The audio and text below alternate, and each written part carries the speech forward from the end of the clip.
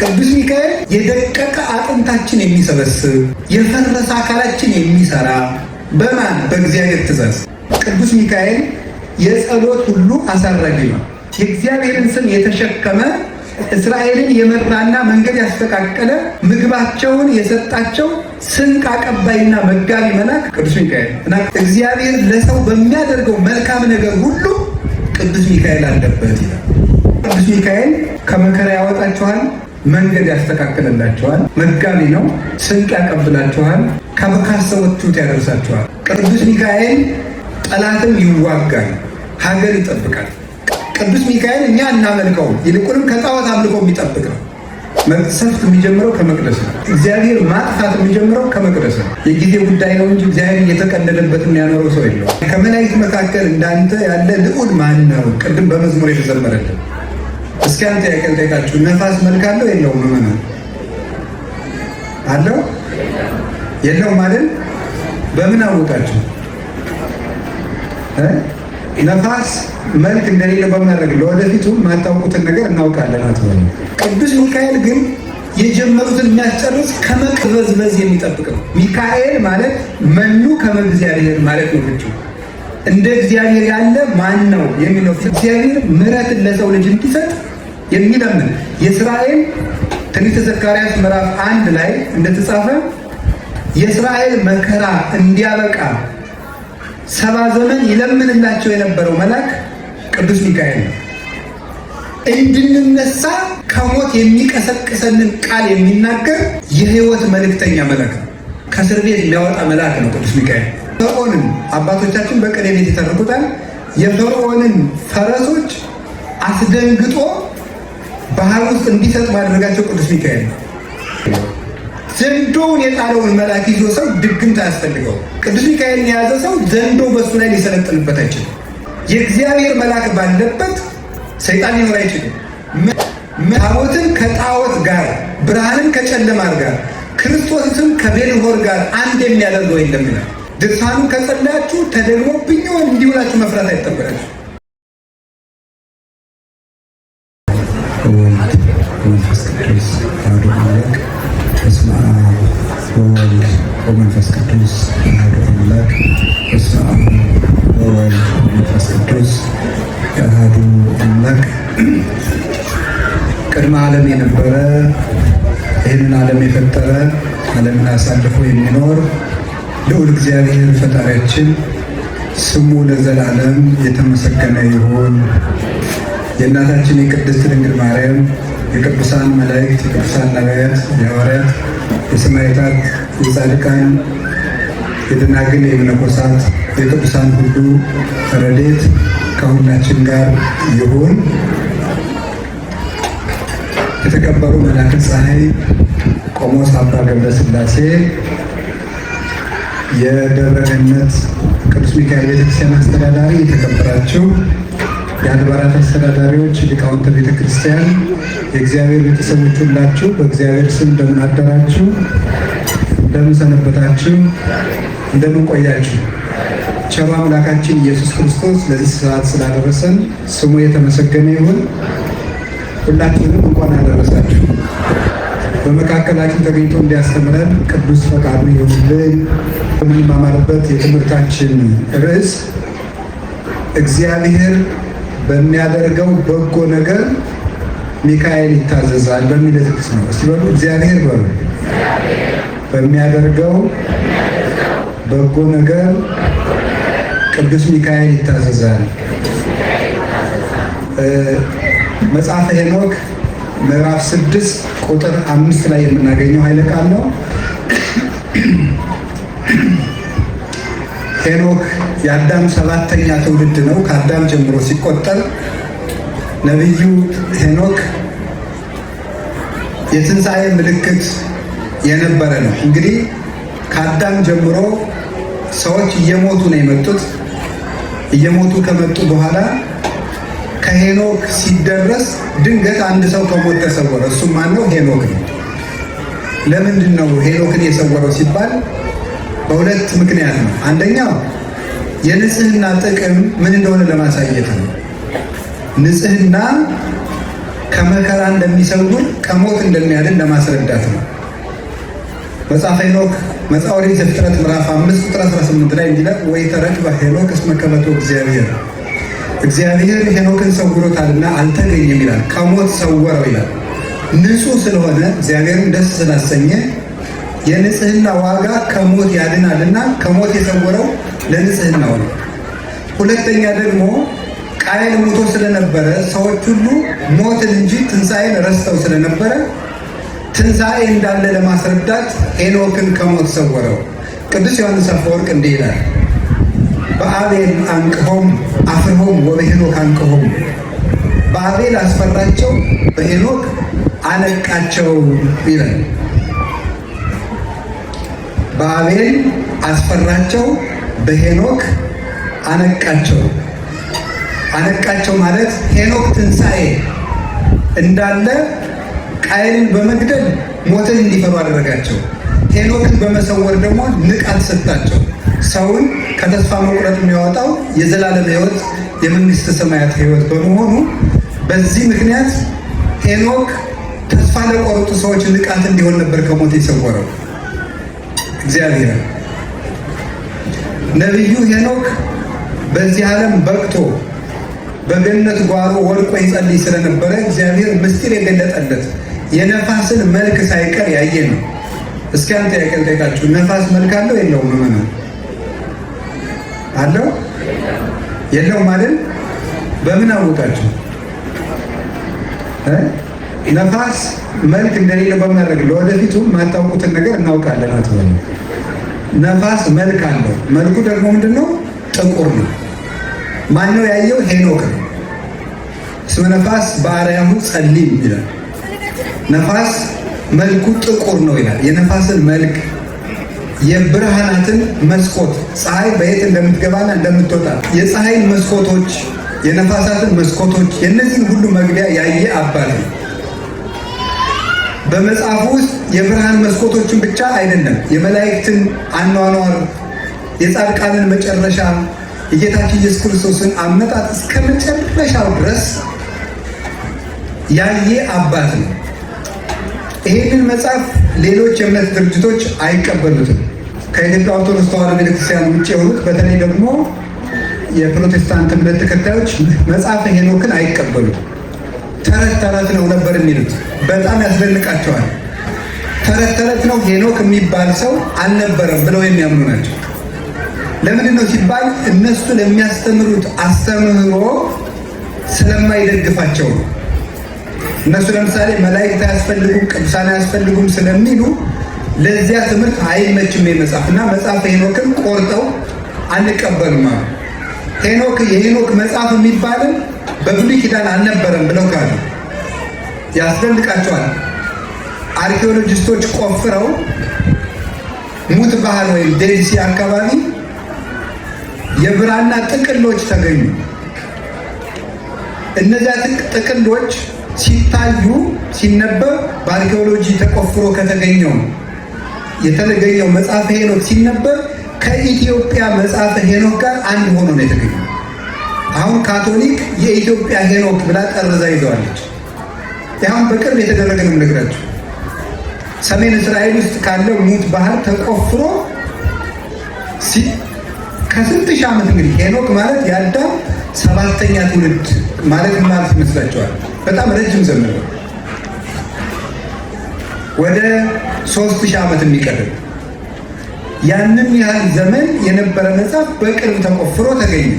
ያንን ሲያነቡት ኢትዮጵያ ማንም ካቶሊክ ሳታገኘው ፕሮቴስታንት ሳታገኘው የያዘችው መጽሐፈ ሄኖክ ጋር አንድ ሆነ። አሁን መጽሐፈ ሄኖክ ትክክል ሆኖ ተረጋገጠ። ሁለተኛ መጽሐፈ ሄኖክ ትክክል ለመሆኑ ማን ጠቅሶታል? ሐዋርያው ይሁዳ በይሁዳ ምዕራፍ 1 ቁጥር 9 ላይ ወሚካኤልኒ ሊቀ መላእክት አመ ይትባሃሎ ለሰይጣን የተሃበለ ከመይምር ጽርፈተ ዳይሚ ወሎ እግዚአብሔር ይስከ። ሊቀ መላእክት ቅዱስ ሚካኤል ስለ ሙሴ ሥጋ ሰይጣን በተከራከረው ጊዜ ይላል በተከራከረው ጊዜ እግዚአብሔር ገሥጽ አለው እንጂ ክፉ ቃል አልተናገረው ብሎ የጠቀሰው ሐዋርያ ሄኖክንም የአዳም 7ኛ ትውልድ ብሎ በዚሁ መጽሐፍ ጠቅሶታል። ስለዚህ እግዚአብሔር ከሚያስነሳቸው በራዕየ ዮሐንስ ምዕራፍ 19 ላይ ካሉት እግዚአብሔር በመጨረሻው ዘመን ከሚያስነሳቸው ሁለቱ ወይራዎች የሚባሉት ኤልያስ እና ሄኖክ ናቸው። ሄኖክ ጌታ ከመምጣቱ አስቀድሞ መጥቶ አስተምሮ ሐሰተኛውን ክርስቶስ ተከራክሮ በሰማዕትነት የሚያርፍ ቅዱስ ነው እና እንግዲህ ሄኖክ መጽሐፍ እውነተኛ እንደሆነ መጽሐፍ ቅዱስ ምስክር ነው፣ ታሪክ ምስክር ነው። እንደገና ደግሞ አሁን አርኪኦሎጂ መስክሯል። ይህንን ከነገርኳችሁ ወደ ትምህርቱ እሄዳለሁ። ነቢዩ ሄኖክ ስለ መላእክት ቁጥር እና ድርሻ ነግሮናል። የገብርኤልን ድር ነግሮናል፣ የራጉኤልን ነግሮናል፣ የሰራቅያልን ነግሮናል፣ የኡራኤልን ነግሮናል፣ የሚካኤልን ነገር የሚካኤል ድርሻው ለምሳሌ ቅዱስ ገብርኤል ምንድነው ድርሻው ሲባል ቅዱስ ገብርኤል እባቦችን ጊንጦችን የሚያዝባቸው እሱ ነው ይላል። ደስታን የማብሰር ጸጋም የተሰጠው ነው። ቅዱስ ኡራኤል መብረቅን የሚያዝበት እሱ ነው። ቅዱስ ራጉኤል ብርሃናትን በአጠቃላይ ብርሃኖችን የሚያዝባቸው እሱ ነው፣ እግዚአብሔር የሾመው። ቅዱስ ሚካኤል ድርሻው ምንድን ነው ስንለው ሄኖክ እስመ በዲበ ሰናይቱ ለሰብእ ተአዛዚ፣ እግዚአብሔር ለሰው በሚያደርገው መልካም ነገር ሁሉ ቅዱስ ሚካኤል አለበት ይላል። እግዚአብሔር ለሰው በሚያደርገው መልካም ነገር ሁሉ ቅዱስ ሚካኤል ሳይሰማ የሚሆን መልካም ነገር የለም። በዚህ ላይ የሾመው የመልካም ነገሮች ሁሉ መልእክተኛ ነው ቅዱስ ሚካኤል፣ የመልካም ነገሮች ሁሉ። ምክንያቱም ሳጥናኤል ተዋግቶ ከወደቀ በኋላ ሊቀ መላእክት ነው የተሾመ፣ የመላእክት ሁሉ አለቃ ሊቀ መላእክት ነው የተሾመ ማን ነው? ቅዱስ ሚካኤል። ሚካኤል ሊቀ መላእክት መኑ ከማከ ልዑል፣ መላእክት ከመላእክት መካከል እንዳንተ ያለ ልዑል ማን ነው? ቅድም በመዝሙር የተዘመረልን እንዳንተ ያለ ልዑል ማን ነው? ከመላእክት ከፍ ያለ ማን ነው? አስተምህር ለነ በአሰርቱ አርባዕቱ ትልምድናከ ይላል ቅዱስ ያሬድ። በ14ቱ ልመናዎች አማልደን ብለዋል ቅድም ሰንበት ተማሪዎች ሲዘምሩ። ምንድን ናቸው እነዚያ? በ14 ልመናዎች አሰርቱ አርባዕቱ ትልምድናከ የቤት ስራ ሰጥቻቸው አልታለ። የቅዱስ ሚካኤል 14ቱ ልመናዎች ምንድን ናቸው? ይሄንን መዝሙር ስታጠኑ እንድትጠይቁ የቤት ስራ ሰጣቸዋለሁ። ወደ ትምህርቱ ይሄዳል። ቅዱስ ሚካኤል ግን እግዚአብሔር ለሰው በሚያደርገው መልካም ነገር ሁሉ የተሾመ ነው። የመጀመሪያ ሹመቱ ምንድን ነው? ምን ይመስላችኋል? የመጀመሪያው ሹመቱ ቅዱስ ሚካኤል የጸሎት ሁሉ አሳራጊ ነው። በቤተ ክርስቲያን ውስጥ 9 መላእክት አሉ። 2ቱ ከቤተ ክርስቲያኑ በር ላይ የሚቆሙ ናቸው። 2ቱ ደግሞ ከቤተ ክርስቲያኑ ከበረንዳው የሚቆሙ ናቸው። 2ቱ ቅኔ ማህሌት ላይ የሚቆሙ ናቸው። 2ቱ ቅድስት የሚባል የቤተ ክርስቲያን ሁለተኛው ክፍል። ቅኔ ማህሌቱ ላይ 2 መልአክ አለ። ቅድስቱ ላይ 2 መልአክ አለ፣ የቤተ ክርስቲያን ሁለተኛው ክፍል። መቅደሱ ላይ 1 መልአክ አለ። ለምሳሌ ሕዝብ ሲበደል፣ ድሃ ሲበደል፣ ሰው ኃጢአት ሲሰራ ግፍ በዛ፣ በዚህ ሀገር ላይ መቅሰፍት ይታዘዝበት፣ ይሄ ሕዝብ ተነግሮ አልሰማም ብለው ከቤተ ክርስቲያኑ በር ላይ ያሉት ከቤተ ክርስቲያኑ በረንዳ ላሉት ይነገራል። ከቤተ ክርስቲያኑ በረንዳ ያሉት ከቅኔ ማህሌት ላሉት ይናገራል። ከቅኔ ማህሌት ያሉት ከቅድስት ላሉት ይናገራል። ከቅድስት ያሉት መቅደስ ላሉት ይናገራል። መቅደስ ያለው አንድ ነው። መቅደስ ያለው ለቅዱስ ሚካኤል ይናገራል። ቅዱስ ሚካኤል ለእግዚአብሔር ያቀርባል። እግዚአብሔር መቅሰፍት በዚያች ሀገር ላይ ይዘዝበት ብሎ የሚሰጠው ለቅዱስ ሚካኤል ነው። አምጥቶ መቅደስ ላለው ይሰጠዋል። መቅደስ ያለው መቅሰፍቱን በቅድስት ላሉት ይሰጣቸዋል። ቅድስት ያሉት ቅኔ ማህሌት ላሉት ይሰጣቸዋል። ቅኔ ማህሌት ያሉት በበረንዳ ላሉት ይሰጣሉ። በበረንዳ ያሉት ከቤተ ክርስቲያኑ በር ላይ ላሉት ይሰጧቸዋል። እነዚያ አንስተው ለሀገር መቅሰፍት ያዛሉ። መቅሰፍት የሚጀምር ከየት ነው? ከመቅደስ ነው። መቅሰፍት የሚጀምረው ከመቅደስ ነው። እግዚአብሔር ማጥፋት የሚጀምረው ከመቅደስ ነው። የጊዜ ጉዳይ ነው እንጂ እግዚአብሔር እየተቀለደበት የሚያኖረው ሰው የለውም። ወይ እስከምንመለስ ነው ዋንድቲ ኤገሶ ለአሞሪውን ከቤት ፈጸመ ለሀጥ እስከ ፈጸመ ለሀጥ አሞሬውንን ኃጢአቱን እስኪፈጽም ድረስ እታገሰዋለሁ እንዳለ ኃጢአታችን ጭራሽ ከፍ ካለ ቦታ የወደቀ ሰው ስብራቱ ትልቅ እንደሆነ ወኮነ ድቀቱ አብይ አወዳደቁ ከፋኔ ይላል። ቅርብ ቦታ ላይ የወደቀ ሰው በቀላሉ ሳይሰበር ይነሳል። ከፍ ካለ ቦታ የወደቀ ሰው ግን ሳይደቅ አይቀርም እና እግዚአብሔር እንዲህ አድርጎ መቅሰፍት ያዛል። የዚህ ጊዜ ቅዱስ ሚካኤል ምን ይላል? መሐሮሙ እግዚኦ ወተሳሃሎሙ ይላል። መሐሮሙ እግዚኦ ወተሳሃሎሙ ይላል። እነዚህ ሲቆጠሩ ፊደሎቹ 14 ናቸው። ብዙ ጊዜ የማናውቀውን ቃል እግዚአብሔር መጮህ ስለሌለብን ማለት ነው። መሐሮሙ እግዚኦ ወተሳሃሎሙ የሚሉት ሲቆጠሩ 14 ናቸው። መሐሮሙ እግዚኦ ወተሳሃሎሙ 14። በ14ቱ ልመናዎች ያለው ቅዱስ ያሬድ የግዕዝ ሊቅ ስለሆነ ቅዱስ ያሬድ ግዕዝን መልክ የሰጠው እሱ ስለሆነ መሐሮሙ እግዚኦ ወተሳሃሎሙ የሚለው አቤቱ ማራቸው ይቅር በላቸው የሚል ይችን ቃል ከእግዚአብሔር ከመንበሩ ስር ይገባና ቅዱስ ሚካኤል ያቀርባል። ሲያቀርብ ምሕረት ለቅዱስ ሚካኤል ይሰጠዋል። ቅዱስ ሚካኤል ያመጣና በመቅደስ ላለው ምሕረት ይሰጠዋል። በመቅደስ ያለው በቅድስት ላሉት ምሕረት ይሰጣቸዋል። በቅድስት ያሉት በቅኔ ማህሌት ላሉት ምሕረት ያስተላልፋል። በቅኔ ማህሌት ያሉት በበረንዳ ላሉት ያስተላልፋል። በበረንዳ ያሉት ከቤተ ክርስቲያኑ በር ላሉት 2 መላእክት ይሰጣል። እንዲህ አድርጎ ቅዱስ ሚካኤል ምሕረት ለሀገር ያመጣል ማለት። ቅዱስ ሚካኤል የምሕረት መልእክተኛ ነው። መልአከ ምሕረት የሚባለው ከዚህ የተነሳ ነው። ምሕረትን የሚያመጣ ነው። ፍጹም ርኅሩህ ነው። አባትዬ ድንግል ለዚህ ነው እንዘ ተሐቅፍዮ ለሕፃንኪ የጻዳ ወቀይህ አመ ቤተ መቅደስ ወይኪ በለተ ታምር ወንጽሕ ንርግቤ ትናዝዝኒ እምላክ ወዲ ሰናይተ ምስለ ገብርኤል ፍሱሕ ወሚካኤል ከማኪ ርኅሩህ ይላል። እንዘ ተሐቅፍዮ ለሕፃንኪ ጽጌ ጻዳ ወቀይህ ጻዳ በመለኮቱ ወቀይህ በትስብእቱ የሚባል እንደ አምላክነቱ መብረቀ ስባት እንደ ሰውነቱ ስግው ቃል ወልደ እጓለ እመሕያው የሚባል የሰው ልጅ የሚባል ልጅሽን ታቅፈሽ በቤተ መቅደስ በገባሽ ጊዜ በርኅራኄሽ ርግቤ የተባልሽ ርግቤ ይቤላ በይንተ የዋሃታ ሰናይቴ ይቤላ በይንተ አርምሞታ። ቅዱስ ያሬድ ነው የሚናገረው። ስለ ደግነቷ ርግቤ ይላታል አለ። ሰናይቴ ይቤላ በይንተ አርምሞታ።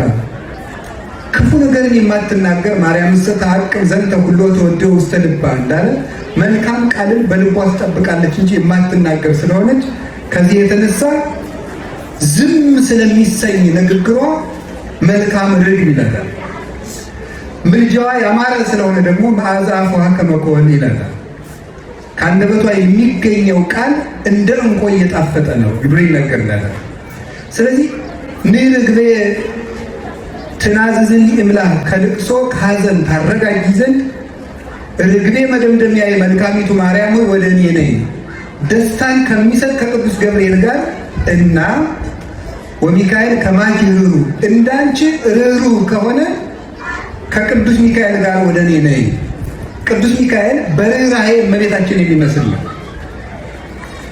ከዚህ የተነሳ የምህረት መልአክ ይባላል። እግዚአብሔር ምህረትን ለሰው ልጅ እንዲሰጥ የሚለምን የእስራኤል ትንቢተ ዘካርያስ ምዕራፍ 1 ላይ እንደተጻፈ የእስራኤል መከራ እንዲያበቃ 70 ዘመን ይለምንላቸው የነበረው መልአክ ቅዱስ ሚካኤል ነው። የመከራ ዘመን እንዲያጥር ረጅም ዘመን የሚሰቃዩ ሰዎች ስቃያቸው እንዲያጥርላቸው የሚያደርግ ቅዱስ ሚካኤል ነው። ትንቢተ ዘካርያስ ምዕራፍ 1 ላይ ትንቢተ ዳንኤል ምዕራፍ 4 ቁጥር 13 ላይ እንደተጻፈ ቅዱስ ሚካኤል መከራ ያሳጥራል። ለ5 ዓመት የምንቀበለው መከራ በአጭር ጊዜ እንዲያልቅልን ያደርጋል። እስራኤልን የምትምራቸው መቼ ነው እያለ ይጠይቅላቸው የነበረ መልአክ ነው። የኢትዮጵያ ሰው ብዙ ጊዜ በዓል ይወዳል። የበዓሉን ምንነትን ሳይዝ ነው የሚሄደው። ስለዚህ አንድ መናፍቅ በአንድ ጥቅስ ድንብርብራቸውን ያወጣቸዋል። ዝም ብላችሁ እልል አትበሉ። ቃለ እግዚአብሔር መያዝ ነው። ለምን እንደምታከብሩ ማወቅ አለባችሁ። የምትሉትን ማወቅ አለባችሁ እንጂ ውሎ መሄድ ብቻ አይደለም። ለልጆቻችሁ ለምንድን ነው የሚካኤል የምንሰበሰበው ብትባሉ መንገድ ይገባል። መጽሐፍ ቅዱሳዊ መሰረት ይዘው። ስለዚህ አንዱ ቅዱስ ሚካኤል ጸሎት ማሳረግ ነው። አጠቃላይ መልአከ ምክሩ ለልዑል ተብሎ የሚነገርለት ስለሆነ በምድር ላይ የሚደረጉ ጸሎቶች ሁሉ በቅዱስ ሚካኤል በኩል ነው ለእግዚአብሔር የሚቀርበው። አንድ ሁለተኛ መከራ እንዲያጥር የሚጸልይ መልአክ ነው ቅዱስ ሚካኤል። ሶስተኛ መልካም መንገዶችን ሁሉ የሚመራ ነው። መልካም መንገዶችን ሁሉ ይመራል። ለምሳሌ የእስራኤልን ጉዞ የመራ እሱ ነው። መርሆሙ መዓልተ በደመና ኩሎ ሌሊተ በብርሃነ እሳት አውጽኦሙ ለሕዝቡ በትፍሥሕት ወበሐሤት። በቀንና በሌሊት ሕዝቡን ቀን በደመና ሌሊት በብርሃን መራቸው። ሕዝቡን በተድላ ደስታ ከግብፅ አወጣቸው። እንዘ ሚካኤል የሐውር ቅድመ ትዕይንቶሙ ለእስራኤል። ቅዱስ ሚካኤል በእስራኤል በሕዝባቸው በመንጋው በድንኳኑ መሃል ፊት ለፊት ይሄድ ነበር ይላል ቅዱስ ያሬድ መዝሙር 78 ቁጥር 22 ሲተረጉም። ቅዱስ ዳዊት መርሆሙ መዓልተ ደመና ወኩሎ ሌሊት በብርሃነ እሳት፣ ቀን በሰባት ደመና ሌሊት በእሳት ምሰሶ ይመራቸው ነበር ይላል። ማንን? እስራኤል። ቀን በሰባት ደመና፣ ሰባት ደመና በላይ ፀሐይ እንዳያቃጥላቸው፣ በታች ምን እንዳይላቸው፣ ይሄ የጋለ መሬት እንዳያቃጥላቸው፣ በጎን አውሬ እንዳይመጣባቸው፣ በቀኝ አውሬ እንዳይመጣባቸው፣ ከኋላ ጠላት እንዳይከተላቸው፣ ከፊት ደግሞ መንገድ ለመጥረግ፣ ራቅ ብሎ ደግሞ ተራራውን በመደልደል ጎድጓዳውን በመሙላት ቅዱስ ሚካኤል ይመራቸው ነበረ። ቅዱስ ሚካኤል በብሉይ ኪዳን እስራኤልን ለመምራቱ ማስረጃው ምንድን ነው? ይሁዳ መልእክት ምዕራፍ 1 ቁጥር 9 ላይ አሁን አንድ ከሰው እስራኤልን የመራ ሚካኤል ነው ብትሉታል፣ ማን አለ? ቅዱስ ያሬድ። እኔ ቅዱስ ያሬድን አልቀበልም ቢላችሁ ምንድን ነው የምትመልሱት? ምንድን ነው የምትመልሱት? የምንቀበል ማስረጃችን ቅዱስ መጽሐፍን ይዘን ነው የሊቃውንቱን የምንተረጉመው። ስለዚህ መልእክተ ይሁዳ ምዕራፍ 1 ቁጥር 9 ላይ ሙሴ እስከሚሞት ድረስ የእስራኤል ጠባቂ ቅዱስ ሚካኤል እንደነበረ ይነግረናል። ቅድም ያልኳችሁ ወሚካኤልኒ ሊቀ መላእክት አመ ይትበሃሎ ለሰይጣን በእንተ ሥጋሁ ለሙሴ የተሐበለ ከመ ይብል ጽሕፈተ። የመላእክት አለቃ ቅዱስ ሚካኤልም ሰይጣን ስለ ሙሴ ሥጋ በተከራከረው ጊዜ ስድብን ሊናገር አልወደደም። አላ የሌሎ እግዚአብሔር ይስከ እግዚአብሔር ይገስጽህ አለው እንጂ ይላል።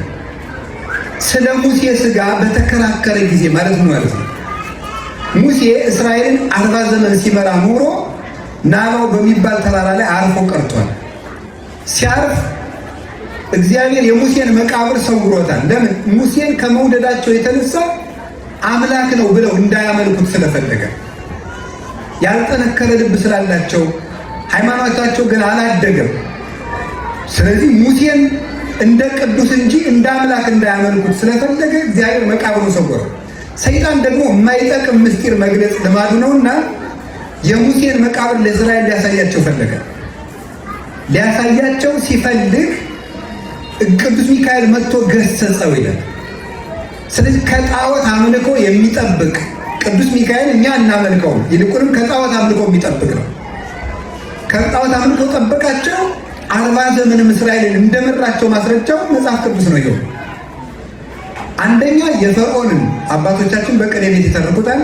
የፈርዖንን ፈረሶች አስደንግጦ ባህር ውስጥ እንዲሰጥ ማድረጋቸው ቅዱስ ሚካኤል ነው። ማዶ ላይ ሆኖ የብርሃን ሰይፍ ሲያሳያቸው የፈርዖን ፈረሶች ሄደው ከባህር ውስጥ ገቡ። ያን ጊዜ እግዚአብሔር በነፋስ ባህሩን አምጥቶ በላይ ላይ ከደነባቸው፣ ከጠላት ጠበቃቸው፣ እነሱን አሻገራቸው። አረፍት በይን ወአረፍት በጽልም፣ ግድግዳው ውሃውን እንደ ግድግዳ በቀኝና በግራ አቁሞ እስራኤልን በመካከል በደረቅ ምድር እንዲሻገሩ አደረገ። እንዘ ኢይርህስ ሀገሪሁ ይላል ጎርጎርዮስ ሃይማኖተ አበው ምዕራፍ 37 ላይ ሙሴ እግሮቹ ሳይረጥቡ እስራኤልን ይዞ ተሻገረ ይላል።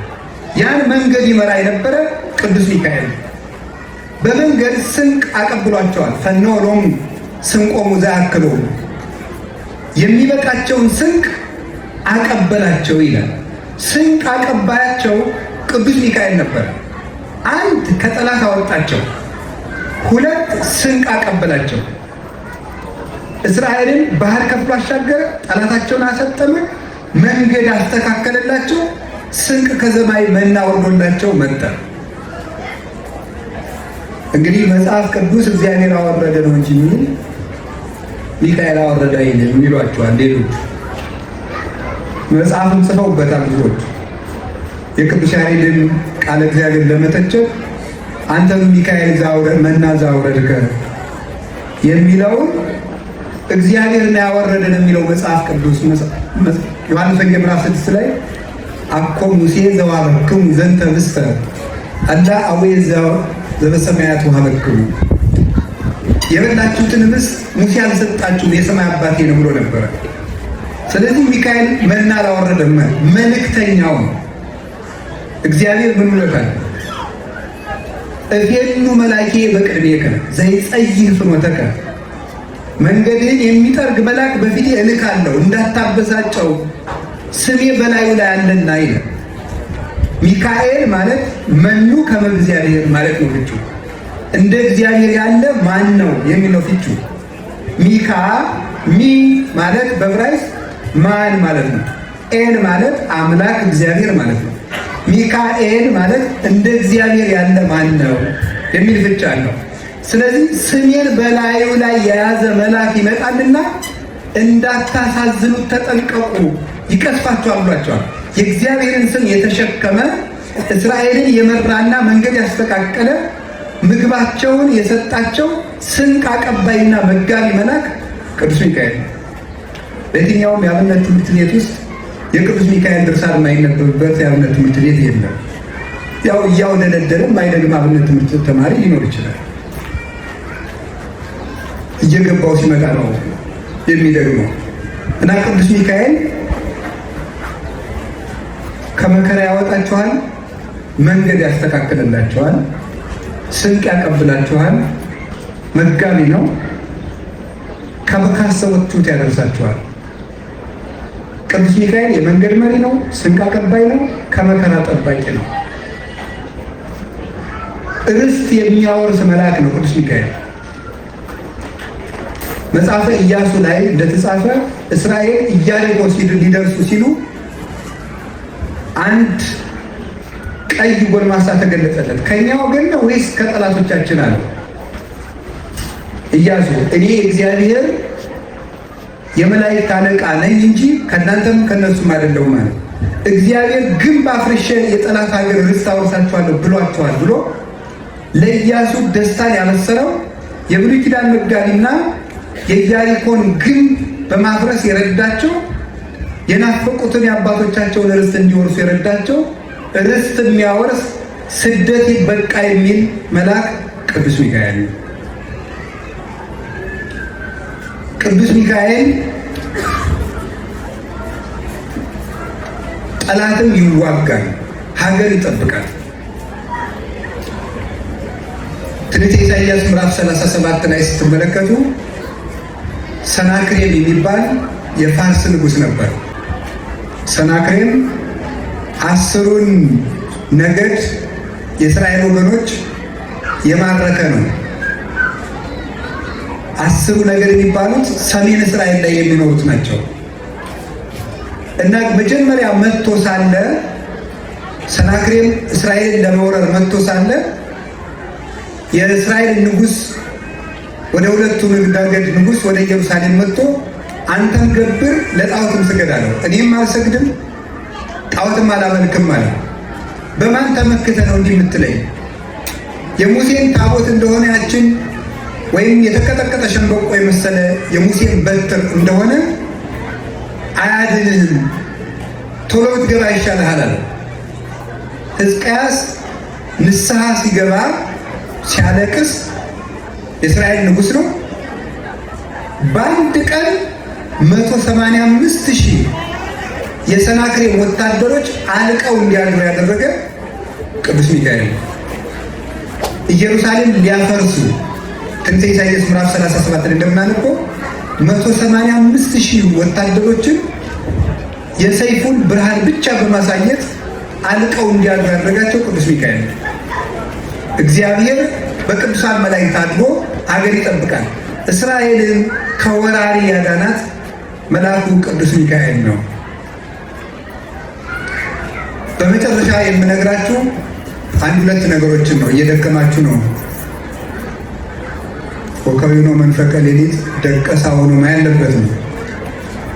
ሁሉም እየተኙ ነው። ለምን እየተኛችሁ ነው? እንደዚያ ስለሆነ ከቃል ጋር ናችሁ። እግዚአብሔር ከሁላችን ጋር ይሁን። እግዚአብሔር ከሁላችን ጋር ይሁን። እግዚአብሔር ከሁላችን ጋር ይሁን። ብዙ የሚናገሩት ወደ ባዶ ይቀራሉ። በእኛ ቤተክርስቲያን አንድ ነገር አለ። ማህሌቱ በጣም ጥሩ ነው፣ ግን ቸብቸቦ ቢቀነስ በጣም ጥሩ ነው። ቸብቸቦ ማለት ይሄ ማሸብሸቡ በኋላ ነው። ከቃሉ ጋር ናቸው። ለምን ሲባል ቸብቸቦ ባይበዛ ማህሌቱ 4 ሰዓት የሚበቃው። በሸብሸቦ ያሉና ሊቃውንቱም ይተኛሉ፣ ቃለ እግዚአብሔር አይሰሙም። ከዚያ በኋላ አንድ ሰው ያስክዳቸዋል ወይም ደግሞ ግድ የለሽ ይሆናል። ስለዚህ ቸብቸቦ ይቀነስ፣ ቸብቸቦ ይቀነስ። አባቶቻችን ያቋቋም ሊቃውንቱ ጎንደር ቸብቸቦ የሚባል አያውቁም። ቁጭ ነው የሚያደርጉት። አመላልሰው አመርግደው ጸንጽለው አመርግደው አመላልሰው ደርበው ቁጭ ነው የሚያደርጉት። አሁን እንቅልፍ መጣ። ከዚያ በኋላ መልስ አምጡ ልጆች ምንድን ነው ምን ሲባል ጭጭ።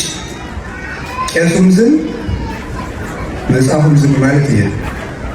ስለዚህ ቸብቸቦ ይቀነስ። ትሰማላችሁ? ትሰማላችሁ? ለነገሩ እናንተን አይመለከትም። ይሄ ሊቃውንትን ይመለከታል። አይመለከትም። ይቀነስ። ተቀንሶ ተጸንሶ ቢበቃ እጅግ መልካም። ከቃሉ ጋር ናችሁ እንዲህ አሁን እና ደግሞ ዳንኪራ አትውረዱ ማለት ነው። እስክስታ አትውረዱ። ከበሮ እኮ ሲመጣ እንደዚህ የሚባሉበት ምክንያት ከሐና ወደ ቀያፋ ሲያመላልሱ ታደሩ ማለት ነው። እና ከሐና ወደ ቀያፋ አመላለሱት እያሉ መቼም የለም እስክስታ የለም። እንደዚህ ተገረፈ እያለ እንደዚህ የለም። ሶበ ተከለለ ሶበ ተከለለ ሶበ ተከለለ ብሎ የለም። አንገቱ ሲቆረጥ ደሞ ማይ ከአንገቱ ፈለቀ ብሎ እስክስታ የለም። ጊዮርጊስ አንገቱ ሲቆረጥ ደምና ውሃ ወተት ፈሰሰ ብሎ እስክስታ የለም። ያለ ልቅሶ ቃለ ማሕዘኒ ነው ያለ። ስለዚህ ለቃለ እግዚአብሔር ትኩረት ሊሰጠው ይገባል። ህዝቡ እየጠፋ ነው። ወንጌል ሲመጣ እንቅልፋችሁን አትተኙ። በመምህር አምላክ እንዴ ነው ነው በጣም ቤተክርስቲያን እንዴት አድርገን ልንጠብቃት ነው? አሁን እኮ ከፋን መቼም ከእናት አባታችሁ የወረሳችሁትን ሃይማኖት የያዛችሁት የእናንተ ልጆች እንዴት አድርገው ሊይዙት ነው?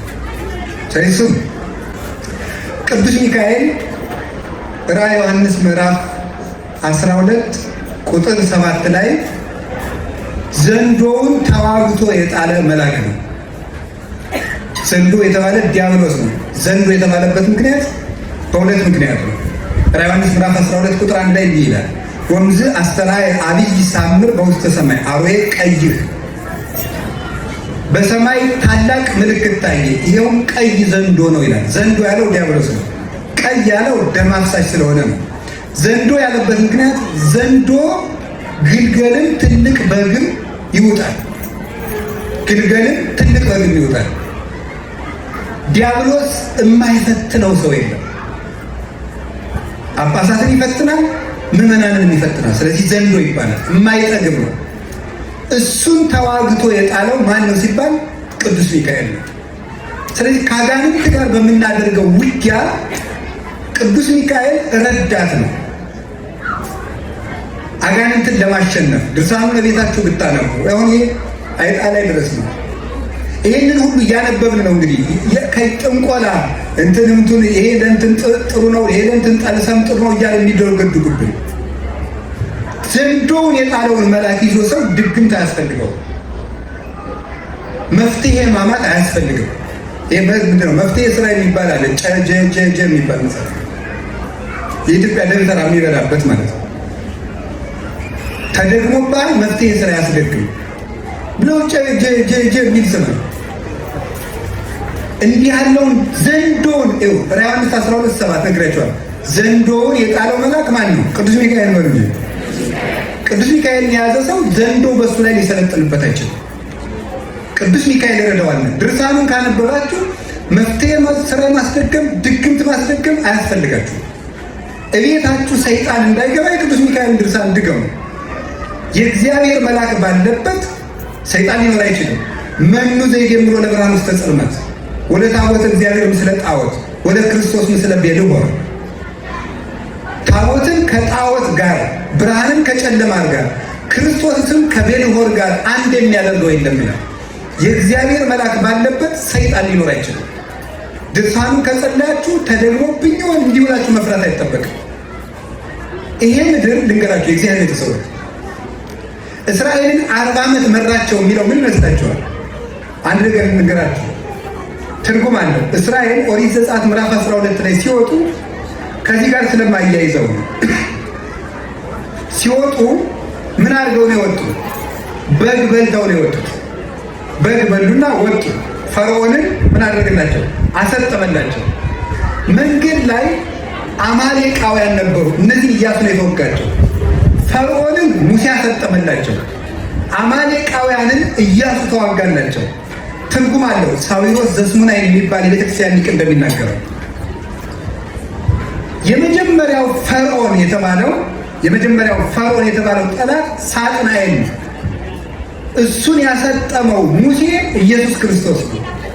የሙሴ በትር መስቀል ነው። ለዚህ ነው በዕለተ ዓርብ የሕማማት ስንሰግድ እንሰነብትና ዓርብ ማታ 12 ሰዓት ላይ ቅዱስ ያሬድ ንሴብሖ ለእግዚአብሔር ስቡሐ ዘተሰብሐ ፈረሰው መስተጽእነ ወረደው ውስተ ባሕር የሚለውን እንዲወረድ ያደረገበት ምክንያት ይሄ ነው። ለምን? ሙሴ ፈርዖንን በበትሩ አሰጠመና ንሴብሖ ለእግዚአብሔር ስቡሐ ዘተሰብሐ ፈረሰው መስተጽእነ ወረደው ውስተ ባሕር ፈረሰኛውን ከፈረሱ ጋር ወደ ባሕር ጥሏልና እግዚአብሔርን እናመስግነው የሚል መዝሙር ዘመረ። ማን? ሙሴ። እስራኤልን አሻግሮ ጠላት አስጥሞ፣ ክርስቶስ ደግሞ በዕለተ ዓርብ ነፍሳትን ከገሃነም አሻግሮ ሳጥናኤልን በባሕረ እሳት አስጥሟልና ንሴብሖ ለእግዚአብሔር ስቡሐ ዘተሰብሐ መስተጽእነ ፈረሰ መስተጽእነ ወረደው ውስተ ባሕር ፈረሰ አጋንንት ወመስተጽእነ ሊቃነ አጋንንትን እነዚህ ስላሰጠመልን ልዑል እግዚአብሔር እናመስግነው ብለን የምንዘምርበት ምክንያት ከዚህ የተነሳ ነው። ስለዚህ ሳጥናኤልን ሙሴ ያሰጠሙ ማለት ክርስቶስ ዋናውን አለቃ ወበመስቀሉ ቀተሎ ለጽል በመስቀሉ ጥልን እንደመሰሰ ተብሎ እንደተነገረ ሳጥናኤልን ድል የነሳልን ክርስቶስ ነው። በጉን በልተው ነበር የወጡት። በጉን በልተው ነው የመጡት። ያ በግ ማን ነው? ኢየሱስ ክርስቶስ። ግብፅ ማለት የቃሉ ትርጉም ጨለማ ማለት ነው። ቃሉ በቃል ሲተረጎም ግብፅ የሚለው ቃል ሲተረጎም ጨለማ ማለት ነው። ከግብፅ መውጣት ማለት ከሲኦል ከድንቁርና ከኃጢአት መውጣት ነው። በጉን በልቶ መውጣት ማለት ክርስቶስን ተመግቦ ከሲኦል መውጣት ማለት ነው። ሙሴ ክርስቶስ በትሩ መስቀል ነው። እስራኤል ምዕመናን ናቸው። ከዚያ በኋላ ተመልከቱ፣ የ40 ዓመቱ ጉዞ ምንድን ነው ስትሉ ክርስቶስ ሰይጣንን ድል ከነሳልን በኋላ እኛ በዚች ምድር የምንኖረው ኑሮ የእስራኤል የ40 ዓመቱ ጉዞ ነው። ሙሴ ፈርዖንን ከገደለላቸው በኋላ 40 ዓመት ግን በዚች ምድር በውጣ ውረድ ኑረዋል። ክርስቶስ ሰይጣንን ድል ቢነሳልንም በዚች ምድር ግን የውጣ ውረድ ሕይወት እንኖራለን። ፈርዖን ቢሰጥምም ትግል ግን አይቆምም። ለምን? አማሌቃውያን ስላሉ። ሳጥናኤልን ድል ቢነሳውም አጋንንት ዛሬም ይከራከሩናል። ያንን የሚከራከሩልን ሙሴ ከሞተ በኋላ ካህናት እንደተከራከሩላቸው የሚከራከሩልን ካህናት ናቸው። የእስራኤልን የ40 ዓመት ጉዞ የመራ ነው ማለት እኛ ወደ መንግስተ ሰማያት በምናደርገው ጉዞ መሪያችን ውስጥ ነው። መልአከ ከሄረ ወመራሄ ፈኑ ለነ የሚባለው ለዚህ ነው። ቸር መልአክህን ላክልን ምንለው ለዚህ ነው። እስራኤል ርስት እንዲወርሱ ግንብ ሲፈርስ የረዳቸው መልአክ ቅዱስ ሚካኤል ነው። ግንብ እንዲፈርስ የረዳቸው መልአክ፣ ኃጢአታችን እንዲፈርስ የሚረዳ መልአክ ቅዱስ ሚካኤል ነው። ካህኑ ቅዳሴ ሲቀድስ ይዞራል። ስብሐት ወክብር ለስሉስ ቅዱስ ይደሉ እያለ ይዞራል። ዙሮ ሲገባ ምን ይላል? እግዚአብሔር አምላኬ በከመ ናህልከ ጥቅማ ለኢያሪኮ በእደ ኢያሱ ገብርከ ወልደ ነዌ ከማሁ አነል ጥቅመ ኃጢአቴ ወኃጢአቶሙ ለሕዝብከ። ፈጣሪ እግዚአብሔር ሆይ በኢያሱ አድረህ ግንቡን እንዳፈረስከው በእኔ በባሪያህ አድረህ የምዕመናንን የኃጢአት ግንብ አፍርስ ይላል። አሁን ካህኑ እስራኤል ዙረው እንዳፈረሱ ካህኑ እየዞረ የሚያጥነው የእኛን የኃጢአት ግንብ ለማፍረስ ነው። እንዲፈርስ የረዳቸው ደግሞ መልአኩ ቅዱስ ሚካኤል ነው። የኃጢአታችን ግንብ እንዲፈርስ ይረዳናል። ይህ ዓለም ወደ መንግስተ ሰማያት የምናደርገው ጉዞ ነውና በጉዟችን ባለው መሰናክል ይረዳናል። ዘንዶውንም ይከራከርልናል። ይገርማቸዋል። መጨረሻ ላይ ክርስቶስ ሲመጣ የአዋጁን መለከት የሚነፋው ማን ነው? ቅዱስ ሚካኤል። ትንቢተ ዳንኤል ምዕራፍ 12 ቁጥር 1 ላይ ያለላችሁ የመጨረሻውን ከዚያ በፊት ነገር ንገራችሁ። ሰማዕታትና ጻድቃንን የሚረዳ መልአክ ነው ቅዱስ ሚካኤል። ሩጫን ያስጨርሳል። ቅዱስ ጎርጎርዮስ የሚለው ነገር አለ። ለምሳሌ አንዳንድ ቀን ንገራችሁ። አንድ ቤተክርስቲያን አባት ምን ይላል? ሌሊት ከእንቅልፍ እንደተነሳ ይላል። ሌሊት ከእንቅልፍ እንደተነሳ እንቅልፍ ይታገላል። እስከ 20 ደቂቃ ድረስ ታግለው ካለቀቀ የሥጋ ድካም ነው ማለት ነው፣ ተመልሰህ እረፍ ይላል። እስከ 20 እስከ 30 ደቂቃ ድረስ ታግለህ እንቅልፉ ከለቀቀ በኋላ ከመጣ ግን የሰይጣን ነውና እንዳትተኛ ይላል። አንዳንድ ጊዜ በጣም እንቅልፉ ስቂት ያደርገንና ከ40 ከ30 ደቂቃ በኋላ ሌሊት ልቅቅ የሚለን ለምን ይመስላችኋል? የሚረዳን መልአክ ትዕግስታችን አይቶ ስለሚመጣ ነው ይላል። በጸሎት ጊዜ የሚረዳን መልአክ አለ። ለፍተን ከተነሳን በኋላ ትንሽ ከበረታን ቀሎን እናድራለን። ለምንድን ነው ሲባል ፍቅራችን ቁርጥ ህሊናችን ያይና የሚረዳን መልአክ ይነካል። እና ቅዱስ ሚካኤል ሩጫን የሚያስጨርስ መልአክ ነው። መከራን የሚያስታግስ። የቅዱስ ጊዮርጊስ ረዳት ማን ነበር? ቅዱስ ሚካኤል። አቡነ ተክለ ሃይማኖት ያን ያህል ሲጋደሉ ረዳታቸው ማን ነበረ? ቅዱስ ሚካኤል። ከዚህ ወደ ሰማይ ስንሄድ የሚያስደነግጡ አጋንንት አሉ። እነዚያን አጋንንት የሚገስጽ መልአክ ቅዱስ ሚካኤል። አባታችን አቡነ ተክለ ሃይማኖት 99 ዓመት ተጋድለው ሲያልፉ ምንድን ነበር መስላችሁ ያሉት? መንገድ ላይ አጋንንት እንዳያስደነግጡ ቅዱስ ሚካኤል እንዳከልኝ ነበር ያሉት። ቅዱስ ሚካኤል የምድርም የሰማይ መንገድ መሪ ነው። አቡነ ተክለ ሃይማኖት ከአቡነ ኢየሱስ ሞዐ ገዳም ቆይተው ሲሄዱ ወንዙ ማን ያሻግራል ሲሏቸው፣ እሱንስ አበምኔቱን አቡነ ኢየሱስ ሞዐን አንተ ፍቀድልኝ እንጂ የሚመራኝ መልአክ እግዚአብሔር ይልካል። ወዲያው ወንዙ ዳር ሲደርሱ ቅዱስ ሚካኤል መጥቶ ፊት ለፊታቸው ቆመ። በባህሩ ላይ እየተራመደ ተከተለኝ ያላቸው አቡነ ተክለ ሃይማኖት፣ እሱ ቅዱስ ሚካኤል እየመራ እሳቸው በእግር ተሻገሩ። ስንቅበዘበዝ የሚያስችል መልአክ ነው። የያዝነውን እንዳንጨርስ በሚያደርገን ጊዜ ማለት ነው። የያዝነውን እንዳንጨርስ በሚያደርግ ነገር ላይ እንግዲህ ሰው ነገር በጣም ይወዳል። ብዙ ጊዜ የሰይጣን ትግል በምንድን ነው? አንደኛ አንድን ነገር እንዳንጀምረው ማድረግ ነው አንድ። ሁለተኛ ጀምረን እንዳንጨርሰው ማድረግ ነው። ሶስተኛ ከወደቅን በኋላ እንዳንመለስ ማድረግ ነው። ይሄ የሰይጣን ትግል ዘዴ ነው። 3 ትግሎች ነው የሚታገል ሰይጣን። መልካም ነገርን እንዳንጀምር ማድረግ፣ ጀምረን እንዳንጨርስ ማድረግ፣ ከወደቅን በኋላ እንዳንመለስ ማድረግ። ይህ ሰይጣን ተንኮል። ቅዱስ ሚካኤል ግን የጀመሩትን የሚያስጨርስ ከመቀዝበዝበዝ የሚጠብቅ ነው። አባ እንጦንስ ገዳም ገብቶ በሚጸልይበት ጊዜ በጣም ብዙ ዓመት ተጋድሎ ከ30 ዓመት በላይ ተጋድሎ የዝሙት ፈተና ፈተነ። ይገርማል። ሲፈትነው ሲወጣ ሲገባ ሲወጣ ሲገባ ሲወጣ ሲገባ ሲወጣ ሲገባ መጨረሻ ላይ ላግባ ብሎ ወሰነ። ላግባ ብሎ ሲወስን 2 እግሩን ነቅሎ ደጅ ላይ ሲደርስ የደረሰለት መልአክ ቅዱስ ሚካኤል ነበር። ምን አስተማረው? እጅ ስራ አስተማረው። ሰሌን ሰራ። ቅዱስ ሚካኤል ሰሌን ሰራና 12 አቡነ ዘበሰማያት ጸለየ። 3 ሰዓት ሲሆን ከ3 ሰዓት እስከ 6 ሰዓት ድረስ እጅ ስራ ሰራ። 6 ሰዓት ላይ ደግሞ ቀትር ላይ 12 አቡነ ዘበሰማያት ጸለየ። እስከ 9 ሰዓት ደግሞ ስራ ሰራ። መልሶ 9 ሰዓት ላይ 12 አቡነ ዘበሰማያት ጸለየ። እስከ ሰርክ ድረስ ሰራ። መልሶ 12 አቡነ ዘበሰማያት ምን አለ? በጸሎት ብቻ ሰይጣንን አታሸንፈውም፣ እየሰራ ጭምር ነው። አይምሮ ምን ይፈልጋል? አይምሮ ሰብሳቢ ይፈልጋል። ስለዚህ የሚያስፈልገዋል ስራ። አሁን የመነኮሳት 3 ህግ ነው ያላቸው በገዳም። ምን ይመስላችኋል? 12ቱ ሰዓት ከ3 ይከፈላል። 4ቱ ለንባብ፣ 4ቱ ለጸሎት፣ 4ቱ ለስራ። 4 ሰዓት መስራት፣ 4 ሰዓት ማንበብ፣ 4 ሰዓት መጸለይ። መጻሕፍትን የማያነብ መነኩሴ የሚሄድበትን ያውቅ። ሳያነብ መምህር የሚባል ሰው ኩሎም ለይሰመዩ መምህራን እንዘ ይአምሩ መጻሕፍተ ኢፉልፉዳን ሙንቱ እንዳጎኑ ለሰባዛጦን ይላል አባ ጊዮርጊስ። መጽሐፍ ሳያውቁ መምህር የሚባሉ ሰዎች የአዛጦን ሰዎች የወርቅ ግምጃ ሸልመው ካቆሙት ከዳጎን አይሻሉም ይላል። ዳጎን ምን ይላል? ዳጎን አይሰማም።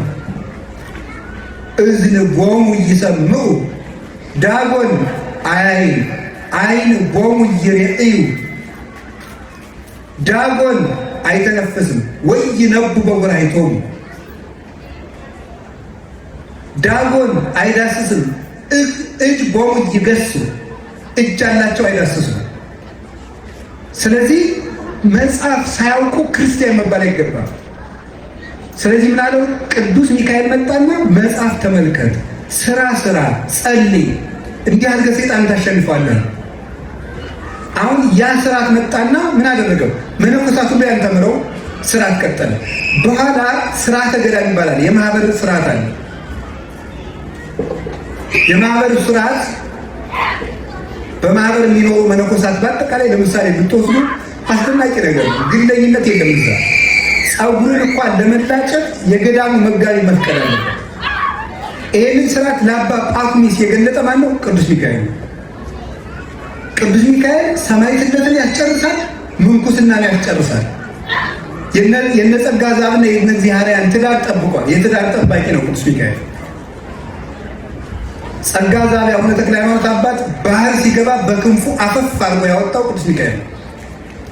እንዲሁም ባህሩ ውስጥ እያለ ቅዱስ ሚካኤል ለምን አትደርስልኝም?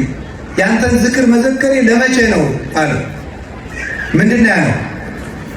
አይ ባህሩ ውስጥ ሳትገባ ባድንህ አይደነቅም ነበር። ባህሩ ውስጥ ገብተህ እንዳትሞት ሳደርግ ነው የሚደነቀው። ከባህር አውጥቶ እሷን ከንጉሥ ነጥቆ ትዳራቸውን የጠበቀላቸው መልአክ ቅዱስ ሚካኤል ነው።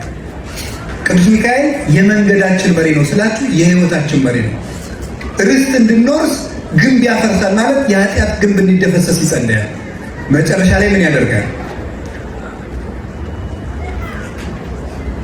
ክርስቶስ ሲመጣ ቀንደ መለከቱን የሚነፋው እሱ ነው።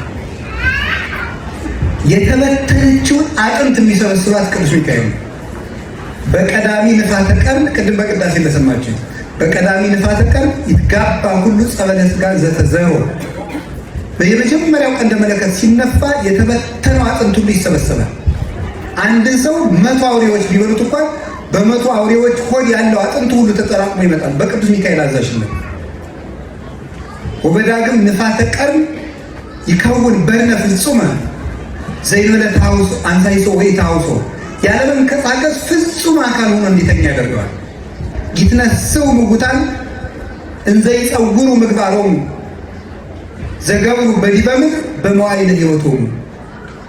በሕይወታቸው ሳሉ በምድር የሰሩትን ስራ ይዘው በሦስተኛው ቀንደ መለከት ሙታን ይነሳሉ ይላል ቅዱስ ሚካኤል።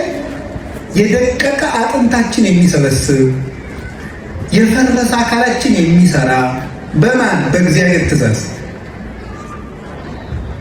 እንድንነሳ ከሞት የሚቀሰቅሰንን ቃል የሚናገር የህይወት መልእክተኛ መልአክ ነው። ምን ይላል ነው? ወይ መልስ አሜሰሙ ጉጉታን ቃለ እግዚአብሔር ሙታን የእግዚአብሔርን ቃል የሚሰሙበት ጊዜ ይመጣል። የዚያ ጊዜ ይነሳሉ ነው የሚል ዮሐንስ ወንጌል ምዕራፍ 5 ይላል እኮ። ቅዱስ ሚካኤል የሚቀሰቅሰን በማን ነው? በእግዚአብሔር ቃል። ምን የሚል ነው ይላሉ? ጌታ ሲመጣ ቅዱስ እግዚአብሔር ሲል እንጂ ቱቱቱቱቱቱቱ የሚባል መለከት የለም። ይዘንስ ቅዱስ እግዚአብሔር ሲል የተበተነ ሁሉ ይሰበሰባል። ቅዱስ ኃያል ሲል በፍጹም በድን የሆነ አካላችን ይሰራል። ቅዱስ ሕያው ዘይመውት የማይሞት እግዚአብሔር ሕያው እግዚአብሔር ብሎ ሲጠራ ደግሞ ሁላችን እነሳለን። ቅዱስ ሚካኤል ሰብሳቢ መልአክ፣ ጠጋኝ መልአክ እና የሚያነሳ መልአክ ነው። የተበተነችውን ሀገራችንን ይሰብስብልን፣ የተሰበረ ልባችን ይጠግንልን፣ የወደቅነውን እንድንነሳ እጃችንን ይዞ ያንሳል። ከእስር ቤት የሚያወጣ መልአክ ነው ቅዱስ ሚካኤል። እስር ቤት ያወጣል። እንግዲህ እስር ቤት እኔ አውስትራሊያ ነው ያለው አይታሰርም አትበሉ። ብዙ ስርዓት አለ፣ የነፍስ ስርዓትም አለ። የታሰሩት ቅዱስ ጴጥሮስን ከእስር ቤት ያወጣው እሱ ነው። ከታሰረበት ገብቶ ምንድን ያደረገው? ተነስ ቅንት አውቀከ ተስአና ሳይድከ ወገበን ታጠቅ፣ ጫማን ተጫማ ብሎ ከተዘጋ ወህኒ ቤት ያወጣው ቅዱስ ሚካኤል እየመራ ከሚጸልዩ ከማህበረ ምዕመናን የጨመረው እሱ ነው። ስለዚህ አውፃአኒ እሞቅ ለነፍሴ ሰውነቴን ከስራት አውጣን ብለን በጸለይን ጊዜ መጥቶ ከስራት የሚያወጣን የሚራዳን መልአክ ቅዱስ ሚካኤል ነው። ከሰዓት የሚያወጣ ምስጢር የሚገልጥ ወጥመድን የሚያሳልፍ ዕዳ የሚያስደመስስ የተጻፈብንን ምክር ሁሉ የሚለውጥ ክፉ ምክር የሚመጣ ከዲያብሎስ ነው። አመፃ ወጻት መዛግብቲሃ ክፋት ከማደሪያው ወጣች ብሎ መጽሐፈ ሄኖክ ምዕራፍ 12 ቁጥር 1 ላይ እንደነገረ ጌታችን ኢየሱስ ክርስቶስም እስመ ሐሳዊ ውእቱ ወአቡኃ ለሐሰት እስመ እምትካት ቀታሌ ነፍሰ ሰው ውእቱ ወከአው የደም ከጥንት ጀምሮ ነፍሰ ገዳይ ነው ብሎ እንደነገረን ክፉ ምክር ሁሉ የሚመከር ከዲያብሎስ ነው። ክፉ የሚመክሩብንን ሰዎች ምክራቸውን የመለወጥ ኃይል ያለው መልአክ ቅዱስ ሚካኤል ነው። እንግዲህ ቅዱስ ሚካኤል እግዚአብሔር በሚሰጠው ነገር ሁሉ ቅዱስ ሚካኤል አለበት። እድሜ ቅዱስ ሚካኤል ያስጨምራል። ሉቃስ ወንጌል ምዕራፍ 13 ላይ ብታነቡ አንድ አትክልት የተከለ ሰው ነበረ። ዛፊቱ አፍርታ እንደሆነ ምንድን ነው ያለው? ሊያይ መጣ፣ አላፈራችም። በሁለተኛው ዓመት መጣ፣ አላፈራችም። በሶስተኛው ዓመት መጣ፣ አላፈራችም። ሎሌውን እንቁረጣት አለው። ሀሊፈኒ አንድ ዓመት ባክተውኝ እስከ እከሪ ታቿን እስከምቆፍርላት ውሃ እስከምጠጣት ድረስ እስከ አንድ ዓመት ታገሳት አለ። ይሄ ባለአትክልተኛ የተባለ ክርስቶስ ነው። ተክል የተባለ እኛ ነን። 3 ዓመት ሙሉ አላፈራችም ማለት በወጣትነት ዘመን ፍሬ የሌለም፣ በጉልማሳ ዓመት ዘመን ፍሬ የሌለም፣ በእርጅና ጊዜም ፍሬ የሌለም ሆነን መገኘታችን ነው። አይ ሌላውን መሬት እንዳታጠፋ ትቆረጥ ማለት እነዚህ እንግዲህ የምግባር ፍሬ አፈሩም ይቀሰፉ ብሎ እግዚአብሔር ሲያዝዝ ቅዱስ ሚካኤል እባክህ የዘንድሮን እስከ ኮተኮታት ማለት ንስሐ እስከምትገባ ምግባር እስከምታፈራ ድረስ ጠብቃት ብሎ ያለ ጊዜያችን እንዳንቆረጥ እድሜም ሊቀጠል የሚያደርግ መልአክ ነው። ሎሌ የተባለ የእግዚአብሔር አገልጋይ ስለሆነ አሁን ቅዱስ ሚካኤል የማያደርገው ምን ነው? ነፃነት ይሰጣል፣ መንገድ ይመራል፣ ስንቅ ያቀብላል፣ ከሞት ይጠብቃል፣ ውጊያን ይዋጋል፣ ጠላት ይጠብቃል፣ የጀመርነውን ያስጨርሳል፣ ዲያብሎስን ይከራከራል፣ ግንብ ያፈርሳል፣ ርስት ያወርሳል፣ ጤና ይሰጣል፣ ከስራት ያወጣል፣ የተበተነ ይሰበስባል፣ የተጻፈ ክፉ ምክር ለባህር እንደደመሰሰው ይደመስሳል፣ ከፈጣሪ እየተላከ ጸሎት ያሳርጋል። ቅዱስ ሚካኤል ለሁሉም ይበቃ መልአክ ነው። ስለዚህ የእግዚአብሔር ቤተሰቦች ሚካኤል ሆይ ከቅዱሳን መላእክት እንዳንተ ያለ ልዑል ማን ነው ብሎ ሊቁ ያመሰገነው ከዚህ የተነሳ እንዳንተ ያለ ከፍ ያለ የለም። ሚካኤል መልአክ መላእክት መኑ ከማከ ልዑል አስተምህር ለነ በአሰርቱ አርባዕቱ ትንብርናከ ማሮም ጊዜው ተሳለው ብለህ ለምንልን። አንድም ደግሞ 12 በዓላት አሉ፣ የወር በዓላት። አንዱ በዓል ጳጉሜን 3 ከቅዱስ ሩፋኤል ጋር አብሮ ክብር አለው። አንዱ በዓል ህዳር 13 ከአእላፍ ጋር አለው። 14 ይመጣሉ። በእነዚህ 14 በዓላት ለምነን ከእግዚአብሔር አስታርቀን ብለን እንለምነዋለን። እግዚአብሔር ምሕረት ይላክልን፣ ለሀገራችን ምሕረት ይላክልን።